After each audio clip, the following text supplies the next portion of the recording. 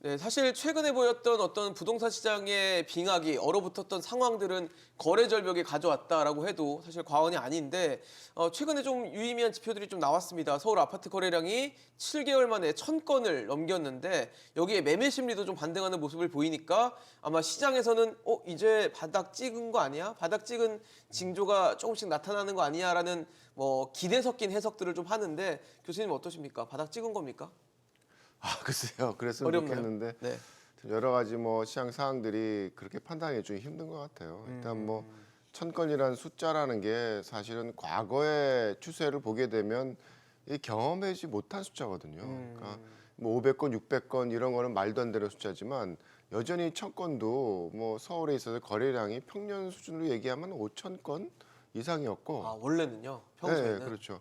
뭐 많을 때는 10,000건, 뭐 20,000건도 가던 시기도 있었기 때문에 1000건이라는 건 별로 그렇게 큰 의미는 아닌 것 같은데 500, 600건이 늘어서 1000건인 거지. 그렇죠. 예, 여전히 500에서 1000이 부족하군요. 됐다라는 것 자체가 뭐 어떤 시장에 있어서의 그런 뭐 거래 활성화에 대한 부분을 보여주는지는 사실 뭐 그렇게 큰 의미를 두기는 좀 한계가 있죠. 다만 추세가 증가하고 있다라는 거를 좀 뭐 기대 섞인 그런 시각으로 바라볼 필요는 있을 것 같은데 모르죠. 좀 지켜봐야죠. 그리고 여러 가지 뭐 관련된 실거래가에 대한 지수 상황을 보게 되면 네네.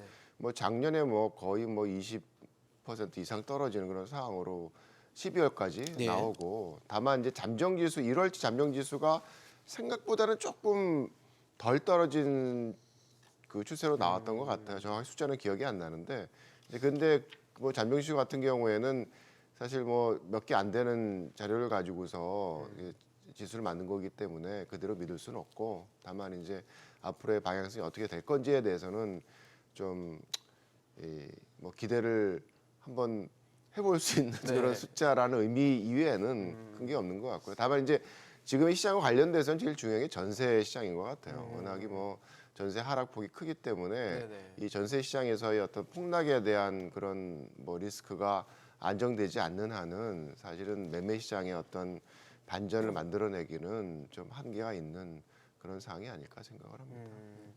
1000건 참 아직 부족한 숫자다라고 하는데 시장에서는 그렇게 보는 것 같아요. 500, 600건이 정말 바닥을 찍고 이제 올라가나 보다라는 기대를 하고 있는 것 같은데 소장님 어떻게 보세요? 희망 회로를 돌리는 거고요. 저는 희망 회로라고 생각해요. 아직 바닥이라고 생각하지 않습니다. 왜냐하면 2015년부터 2021년까지 우리가 7년 정도 서울 기준에서 7년 정도 상승을 했는데 네.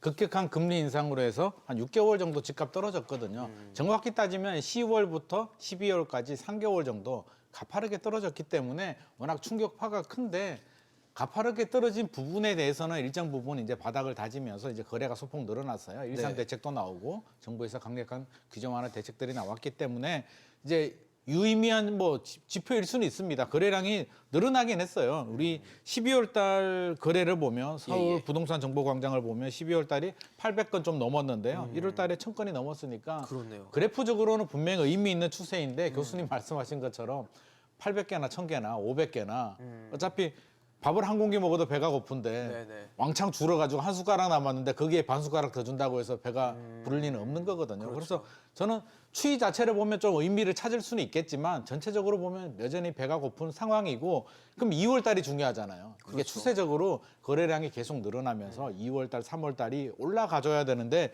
2월 달 통계가 아직 나오지는 않았지만 그렇죠. 현재까지 거래량을 보면 1월보다 못합니다. 아, 그래요? 예, 1월 달이 1000건이 넘었는데 2월 달이 지금 500건이 조금 넘었거든요. 지금 500건이요? 그렇죠. 그래서 물론 국토부하고 서울부동산정보광장 집계 이제 순서가 좀 다르긴 네네. 시차가 있는데 부동산 정보광장은 1월 달이 1300건으로 나오거든요. 1340건으로 나오는데 지금 560건이 나오니까 2월 달이 오히려 줄어들었어요. 1월 달보다. 그리고 제가 현장 상황을 모니터링 해보면 1월하고 2월은 또 다릅니다. 그래요? 1월 달에 실제로 거래가 많이 됐는데 왜 거래가 많이 됐냐라고 하면 일단 첫 번째 대책이 나왔고요. 대책이 나오니까 일선 정부에서 대책부터. 네. 강남 3구하고 용산구 빼고 규제가 다 풀렸으니까 이제 뭐 전매 제한이라든지 대출 규제라든지 여러 가지 좀 자유로운 부분이 있고 집값이 뭐 통계로 보면 서울이 20% 떨어졌다라고 하는데 뭐 인천은 40% 떨어진 지역들도 있고요. 50% 가까이 떨어진 곳들도 있고 서울도 30% 하락한 곳들이 있고 10% 하락한 곳들도 있기 때문에 네네.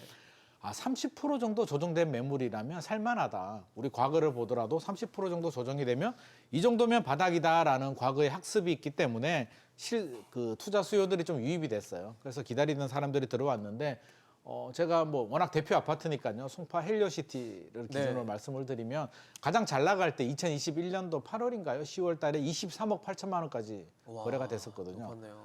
네. 그게 처음 뭐 10년 전에 조합원 가락시형 시절에는 6억 하던 아파트가 이제 23억까지 올랐는데 네네. 떨어졌을 때는 13억 매물은 특수 거래니까 빼고요. 네네. 15억, 16억까지 정도 거래가 됐었거든요. 1월 달에. 그러다가 거의 8, 9억 정도 빠진 거군요. 그렇죠. 그러다가 1월 달에 이제 거래가 되면서 18억까지는 호가가 올랐어요. 올라왔어요. 실거래가도 18억이 됐는데 집주인들은 18억에 거래가 되니까 19억으로 호가를 올렸는데 중요한 거는 매수자들이 따라가주면 19억에 거래를 해주면 20억, 21억 이렇게 올라가 주는데 매수자들은 여전히 1월 달 거래된 가격 16억 정도 매물이 있느냐. 나 그 가격 아니면 사지 않을래. 그 위로 올라가면 너무 높다, 비싸다. 그렇죠. 따라가지 않는 상황이에요. 그래서 1월 달에는 반짝 거래가 늘어난 건 규제가 풀렸고 워낙 가격이 단기간에 많이 떨어졌기 때문에 그 정도면 사도 되겠다라는 심리가 발동이 됐는데 매수자들 전체적인 마음은 여전히 불안합니다. 금리 인상에 대한 불확실성이 제거되지 않았고요. 교수님 말씀하신 것처럼 전세 문제, 동반 하락을 했기 때문에 이거는 지금 당장은 답이 없다. 이 정도 떨어진 매물이 아니면 나는 따라가지 않겠다라는 그런 의지가 확고하기 때문에 2월 달 거래량이 줄어들었고 네. 3월 달 넘어가더라도 다주택자들, 집주인들이 매물 가격을 다시 떨어뜨리지 않는 한 거래량은 늘어나지 않으리라고 봅니다. 그런 변수들. 금리가 지금 또 고잉이잖아요. 계속 네, 진행 중이고. 아직은 진행 중이죠. 아직도 멈춘다라는 시그널을 한국은행 총재나 파월 의장도 아직 네. 얘기를 안 하고 있어요. 계속 고잉이라고 이야기를 하고 있기 때문에 금리 인상 지속이 되고 있고 전세가 동반 하락을 했는데 전세가 올라가려면 시간이 많이 필요합니다. 왜냐하면 2+2 계약갱신 청구가 들어가 있고요. 네. 다시 내리는 것보다 올라가는 게 원래 힘들거든요. 올라가려면 또 임대사업자들도 있고 하기 때문에 네네. 전세가 올라가는데도 시간이 상당히 필요할 것이다. 그래서 이거는 단기간에 해결될 문제는 아니고 자칫 네네. 데드캣 바운스가 되지 않을까 좀 걱정되는 부분이 있는데 일단 1차 바닥은 확인했지만 이걸 완전한 바닥이라고 하기에는 좀 시기상조인 것 같습니다. 1월이 좀 반짝일 수도 있겠다는 생각도 좀 드는 맞습니다. 상황인데 네네.